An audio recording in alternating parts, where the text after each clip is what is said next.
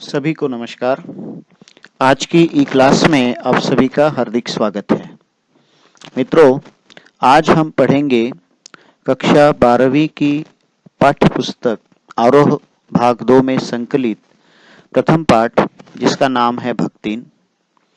लेखिका है महादेवी वर्मा। पाठ पढ़ने से पूर्व लेखिका परिचय हम जानेंगे। छायावाद के एक प्रमुख कवयित्री के रूप में जानी जाने वाली महादेवी वर्मा, जिनका जन्म 1907 में फर्रुखाबाद उत्तर प्रदेश में हुआ। दीपशिखा, यामा ये उनके प्रसिद्ध काव्य संग्रह, श्रृंखला की कड़ियां, आपदा, संकल्पिता, भारतीय संस्कृति के स्वर ये उनके निबंध संग्रह, और सबसे महत्वपूर्ण अतीत के चलचित्र, स्मृति की रेखाएं, पथ के साथी और मेरा परिवार ये उनके संस्मरण बहुत ही प्रसिद्ध है। काव्य अर्थात पद्य और गद्य, इन दोनों ही क्षेत्रों में उन्होंने अपना प्रमुख रूप से योगदान दिया। जितना कविता के क्षेत्र में उनको माना जाता है, उतना ही गद्य के क्षेत्र में और खासकर संस्मरण और रेखा चित्रात्मक निबंध जो है, उनमें उनको काफी प्रसिद्धि प्राप्त हुई। ज्ञानपीठ पुरस्कार से महादेवी वर्मा को नवाजा गया, जो यामा के लिए उनको 1983 में प्रदान किया गया। उत्तर प्रदेश हिंदी संस्थान का भारत भारती सम्मान और पद्म भूषण सम्मान भी 1956 में आपको प्राप्त हुआ। इलाहाबाद में उनका देहांत हुआ। साहित्य सेवा के साथ साथ समाज सेवा करने में महादेवी वर्मा का नाम आगे था और दोनों क्षेत्रों में उनको प्रतिष्ठा प्राप्त रही। महात्मा गांधी जी ने जो राह दिखाई, उस पर अपना जीवन समर्पित कर उन्होंने शिक्षा और समाज के कल्याण के क्षेत्र में निरंतर कार्य किया। नारी समाज में शिक्षा प्रसार के उद्देश्य से उन्होंने प्रयाग महिला विद्यापीठ की स्थापना की। साहित्य जगत में महादेवी वर्मा की प्रतिष्ठा बहुमुखी रचनाकार के रूप में है। मैंने पहले ही आपको बताया कि गद्य और पद्य दोनों क्षेत्रों में समान रूप से अधिकार महादेवी वर्मा जी रखती है। अगर कविता के क्षेत्र में वे छायावाद के 4 स्तंभों में से एक है, जैसे प्रसाद, पंत, निराला ये 3 है, और चौथा स्तंभ महादेवी जी को माना जाता है, तो निबंध और संस्मरणात्मक रेखा चित्रों के कारण एक विशिष्ट गद्यकार के रूप में आप प्रसिद्धि को प्राप्त हुई। काव्य और गद्य इन दोनों क्षेत्रों में अपनी प्रतिभा का परिचय उन्होंने दिया। प्रस्तुत पाठ जो हमें पढ़ना है, ये महादेवी जी का प्रसिद्ध संस्मरण है। ये स्मृति की रेखाएं इस संकलन से लिया गया है। महादेवी जी अपनी सेविका भक्तिन के अतीत और वर्तमान का परिचय इस पाठ में देती है और साथ में उसके व्यक्तित्व का जो परिचय, दिलचस्प परिचय है एक तरह से, उसका व्यक्तित्व किस प्रकार से एक दिलचस्प है, वो उसका एक खाका यहाँ पर खींचती है। महादेवी के घर में काम को शुरू करने से पहले किस प्रकार उसने एक संघर्षशील, स्वाभिमानी और कर्मठ जीवन जिया, कैसे पितृसत्ताक मान्यताओं और छल छद्म भरे समाज में अपना और अपनी बेटियों के हक की लड़ाई वो लड़ती रही, और जब उसमें हार हुई तो जिंदगी की राह पूरी तरह से उसने बदल ली। इसका अत्यंत संवेदनशील चित्रण इस पाठ में है। इसके साथ भक्तिन जब महादेवी के जीवन में आ जाती है तो महादेवी के जीवन में आकर एक तरह से छा जाती है। उसके कारण एक तरह से महादेवी का जीवन पूरी तरह से घिर जाता है। उसी का प्रभाव लेखिका के जीवन पर नजर आता है। लेखिका के व्यक्तित्व के कई सारे अनछुए पहलू जो है उसको उद्घाटित होते हैं भक्तिन के उनके सानिध्य में आने से। इसी कारण अपने व्यक्तित्व का जरूरी अंश वो भक्तिन को मानती है और साथ में उसे खोना नहीं चाहती। इस पाठ में परिस्थितिवश अक्खड़ बनी पर महादेवी के प्रति अनमोल आत्मीयता से भरी भक्तिन एक स्त्री अस्मिता की संघर्षपूर्ण आवाज भी है। इस प्रकार से भी हम उसे पढ़ सकते हैं। आइए पाठ पढ़ते हैं। छोटे कद और दुबले शरीर वाली भक्तिन अपने पतले ओठों के कोनों में दृढ़ संकल्प और छोटी आंखों में एक विचित्र समझदारी लेकर जिस दिन पहले पहले मेरे पास उपस्थित हुई थी, तब से आज तक एक युग का समय बीत चुका है। पर जब कोई जिज्ञासु उससे इस संबंध में प्रश्न कर बैठता है, तब वो पलकों को आधी पुतलियों तक गिराकर और चिंतन की मुद्रा में ठुड्डी को कुछ ऊपर उठाकर विश्वास भरे कंठ से उत्तर देती है, तुम पचे का बताई, यह 50 बरिस से संग रहित है। इस हिसाब से मैं 75 की ठहरती हूँ और वो 100 वर्ष की आयु भी पार कर जाती है। इसका भक्तिन को पता नहीं। पता हो भी तो संभवतः वो मेरे साथ बीते हुए समय में रत्ती भर भी कम न करना चाहेगी। मुझे तो विश्वास होता जा रहा है कि कुछ वर्ष और बीत जाने पर वो मेरे साथ रहने के समय को खींचकर 100 वर्ष तक पहुंचा देगी, चाहे उसके हिसाब से मुझे 150 वर्ष की असंभव आयु का भार क्यों न ढोना पड़े। देखिए, इस पहले परिच्छेद में ही हम जो व्यक्तित्व चित्रण और रेखा चित्र, उनके इन संस्मरणों को क्यों कहा जाता है, स्पष्ट कर सकते हैं कि भक्तिन जब उनके सामने उपस्थित हुई है तो उसके व्यक्तित्व का किस तरह से चित्र उन्होंने आंका है कि छोटा सा कद, दुबला सा शरीर, पतले ओठ और पतले ओठों के कोनों में दृढ़ संकल्प, छोटी आंखें, उन आंखों में विचित्र समझदारी। तो इस प्रकार से बिल्कुल सूक्ष्म वर्णन जो उनके व्यक्तित्व का लेखिका करती है अपने शब्दों के माध्यम से और उसको एक शब्द रूप प्रदान करती है, यही चित्रात्मकता उनकी भाषा की विशेषता है और इसलिए एक रेखा चित्र इन संस्मरणों को कहा जाता है। लेखिका कह रही हैं कि जब वो मेरे समक्ष उपस्थित हुई थी इस अवतार में, इस रूप में, तब से लेकर आज तक एक युग का समय बीत चुका है, यानी काफी समय हो चुका है। लेकिन जब कोई हमारे यहाँ कोई व्यक्ति आता है, नवागंतुक कोई आता है और कोई भी जब उससे ये सवाल पूछता है कि कितने वर्षों से या कितने समय से वो महादेवी के साथ है, तब वह, देखो यहाँ पर भी कितना बारीकी के साथ चित्रण है, तब वह पलकों को आधी पुतलियों तो गिराकर और चिंतन की मुद्रा में ठुड्डी को कुछ ऊपर उठाकर विश्वास भरे कंठ से उत्तर देती है। ये एक अत्यंत सूक्ष्म वर्णन है कि किस प्रकार से वो उनकी आंखों की उन पुतलियों की हलचल भी जो है लेखिका के नजर और लेखन से छूट नहीं सकी है। तो इस प्रकार से वो बहुत चिंतन की मुद्रा में आती है और सोच विचार करने के बाद कहती है कि अब आप लोगों को क्या बताए। 50 वर्षों से हम संग रहते हैं, यानी महादेवी जी और मैं लगभग 50 वर्षों से साथ रहती हूँ, बड़े विश्वास के साथ वो कहती है। लेकिन जब अगर उसका साथ लेखिका के साथ 50 वर्षों का अगर हो गया है, तो लगभग 25 की उम्र जब लेखिका की थी तब भक्तिन उनके यहाँ आई थी और इसलिए लेखिका इसका हिसाब जब जोड़ती है तो अगर भक्तिन 50 सालों से उनके साथ है तो लेखिका 75 वर्ष की हो जाती है और उस हिसाब से फिर भक्तिन की जो आयु है वो 100 के भी पार चली जाती है। लेकिन भक्तिन इसका विचार नहीं करती और शायद उसको ये पता नहीं, वो बस लेखिका के साथ बिताया हुआ समय जो है उसको थोड़ा सा भी रत्ती भर भी कम नहीं करना चाहती है। अगर पता है तो भी शायद वो इसी तरह से बताती रहेगी। लेखिका अब कहती है कि अब तो मुझे विश्वास होता जा रहा है कि और कुछ वर्ष जब बीत जाएंगे, 2 4 5, तब मेरे साथ रहने का, अर्थात महादेवी के साथ रहने का उसका समय जो है हो सकता है वो आजकल 50 वर्ष बताती है, 2 4 साल के बाद खींचकर 100 वर्ष तक पहुंचा देगी। और तब जब वो 100 वर्ष कहने लगेगी तो उस हिसाब से मुझे 150 वर्ष की असंभव आयु का भार ढोना, मतलब उस लिहाज से मैं उस समय 150 वर्ष की अवस्था मेरी हो जाएगी और वो असंभव सा बोझ मुझ पर शायद ढोने के लिए आ जाएगा, क्योंकि भक्तिन मेरे साथ बताए हुए किसी भी समय को बिल्कुल कम नहीं करना चाहती, इसलिए बढ़ा चढ़ा कर बताती है।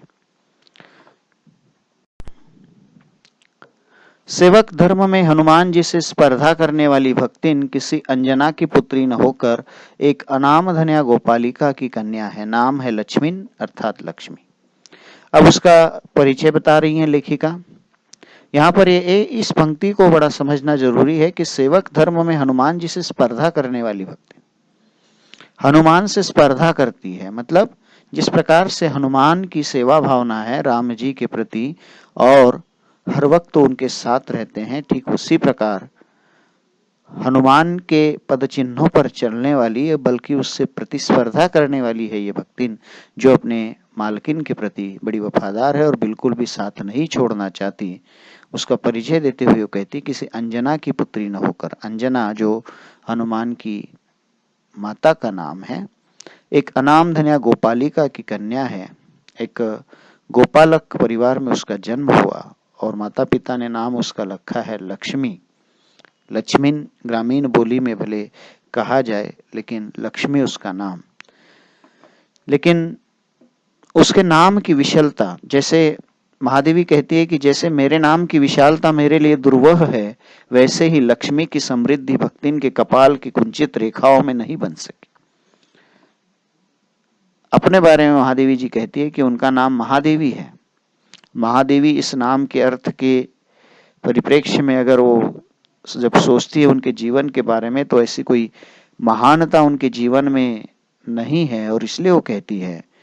ये विनम्रता है बड़ी माँ लेखिका की, कि हो सकता है आगे चलकर एक लेखिका के रूप में उपलब्धि है और हम उनको इस तरह से एक महान उपलब्धि प्राप्त लेखिका के रूप में समझ रहे, लेकिन निजी जीवन में उनको लगता है कि कोई महानता उनके जीवन में नहीं है और इसलिए वो कहती है कि ये विशालता मेरे लिए दुर्वह है, यानी उसका वहन करना कठिन है। दुर्वह, जिसका वहन करना कठिन है, वैसे ही लक्ष्मी नाम का अर्थ होता है समृद्धि। समृद्धि सूचक ये नाम उसकी कपाल की रेखाओं में बंध नहीं सका, मतलब उसकी किस्मत ने उसके नाम के अनुरूप उसका साथ नहीं दिया। वैसे तो जीवन में कई लोग ऐसे होते, प्रायः सभी को अपने अपने नाम का विरोधाभास लेकर जीना पड़ता है। यानी कई लोगों के नाम जो है इस प्रकार के होते हैं, नाम कुछ अलग होता है, जीवन की स्थितियां वास्तविक रूप से कुछ अलग होती है। नाम का और जीवन की स्थितियों का दूर दूर तक कोई संबंध नहीं होता है। नाम होता है छोटे लाल, लेकिन बड़े ऊंचे कद वाले वो व्यक्ति होते हैं। नाम होता है मीठा लाल, लेकिन मीठा बोलना कभी उनको मालूम नहीं होता है। तो इस प्रकार से कई विरोधाभास होते हैं, लेकिन भक्तिन इस मामले में बड़ी समझदार है, क्योंकि वो अपना समृद्धि सूचक नाम किसी को बताती नहीं। जब वो नौकरी की खोज में आई थी तो पहली बार बस ईमानदारी का परिचय देने के लिए उसने अपनी सारी कहानी शेष इतिवृत्त यानी जीवन कहानी बताने के साथ साथ ये नाम, अपना जो सही नाम है वास्तविक, उसको बता दिया, पर इस प्रार्थना के साथ कि मैं कभी नाम का उपयोग न करूं। लक्ष्मी नाम जरूर बताया, लेकिन उसने ये भी प्रार्थना की थी कि उस नाम का लेखिका कभी प्रयोग ना करे। उपनाम रखने की प्रतिभा होती तो मैं सबसे पहले उसका प्रयोग अपने ऊपर करती। लेखिका का कहना है कि उपनाम रखने की प्रतिभा तो मुझ में है नहीं, अगर होती तो शायद उसका सबसे पहले मैं प्रयोग अपने लिए करती, यानी मेरा उपनाम मैं रख लेती, क्योंकि मेरे नाम में भी जो विरोधाभास है उसका वहन मैं कर रही हूं। लेकिन इस तथ्य को देहातीन, वो ग्रामीण स्त्री, देहात में रहने वाली स्त्री क्या जाने। और इसी से जब मैंने कंठी माला देखकर, उसके गले में जो माला उसने पहनी थी, सिर उसका घुटा हुआ था, और उसको देखकर उसका नया नामकरण किया था, तो इस भक्तिन जैसे कवित्वहीन नाम को पाकर भी वो गदगद हो उठी। भक्तिन नाम में एक तरह से विरक्ति है, वैराग्य है, रस नहीं है, कवित्व नहीं है। लेकिन ऐसा एक नाम, जो नया नाम लेखिका के द्वारा उसको दिया गया भक्तिन, उसको उसने स्वीकार किया और उसको पाकर वो गदगद हो उठी, खुश हो गई, प्रसन्न हुई। भले साहित्यिक दृष्टि से उसमें किसी प्रकार का कवित्व या किसी प्रकार की रसिकता नहीं थी। अब भक्तिन के जीवन का इतिवृत्त बिना जाने हुए उसके स्वभाव को पूर्णतः क्या अंशतः समझना भी कठिन होगा। अब भक्तिन के जीवन को जानना जरूरी है। जब उसके स्वभाव को हमें समझना है तो उसके जीवन को समझना जरूरी है, और उसके जीवन को समझे बिना थोड़ा क्या, पूरा तो नहीं, थोड़ा भी स्वभाव उसका हम नहीं समझ सकते। वो झूसी गांव के एक प्रसिद्ध सुरमा की इकलौती बेटी ही नहीं, वी माता की किंवदंती बन जाने वाली ममता की छाया में भी पली है। झूसी गांव के रहने वाले एक शूरवीर प्रसिद्ध पुरुष की वो बेटी इकलौती लड़की है।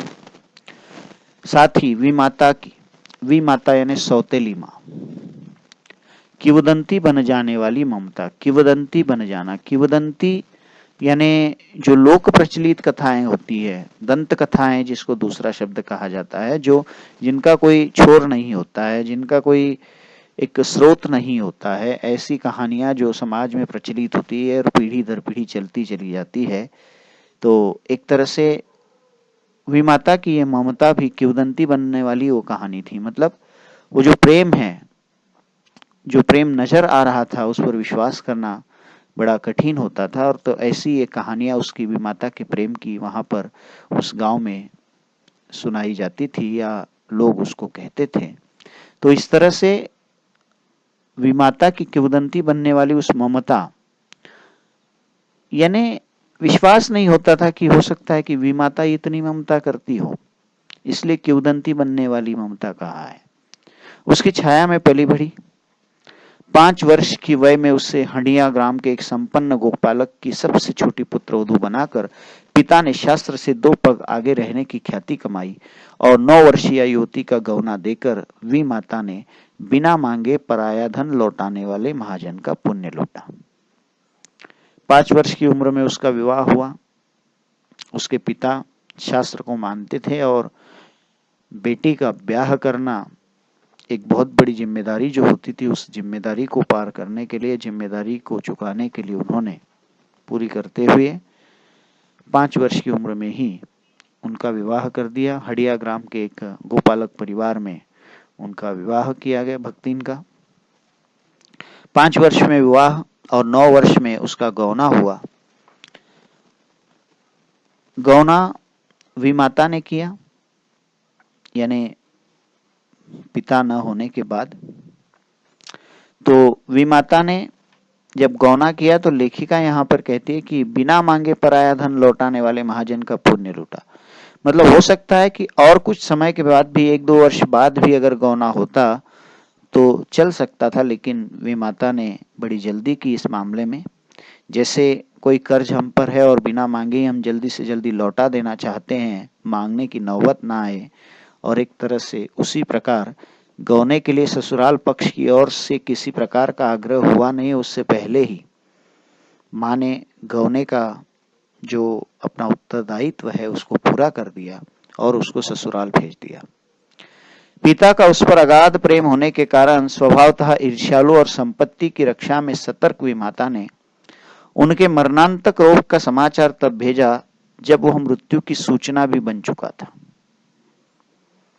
पिता बेपनाह प्रेम जो है भक्तिन से करते थे और इसी प्रेम के कारण विमाता एक तरह से ईर्ष्यालु बन गई थी और साथ में संपत्ति की रक्षा के प्रति वो सतर्क थी।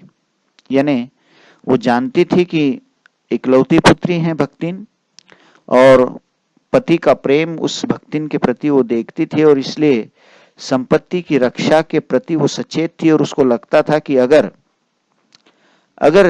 जीते जी अगर वो पहुंच जाती है पति के सामने तो कहीं न कहीं उस संपत्ति में एक तरह से बंटवारा हो सकता है और कहीं न कहीं वो एक थोड़ा बहुत हकदार वो बन जाएगी। इस प्रकार का डर उसके मतलब माँ के मन में है, विमाता के मन में है और इसलिए वो जल्दी से अपने पति का अर्थात भक्तिन के पिता की मृत्यु का समाचार, मृत्यु का तो आगे चलकर है लेकिन मरणांतक रोग है, यानी ऐसी बीमारी है जो मृत्यु तक पहुंच सकती है, उसका भी समाचार नहीं भेजा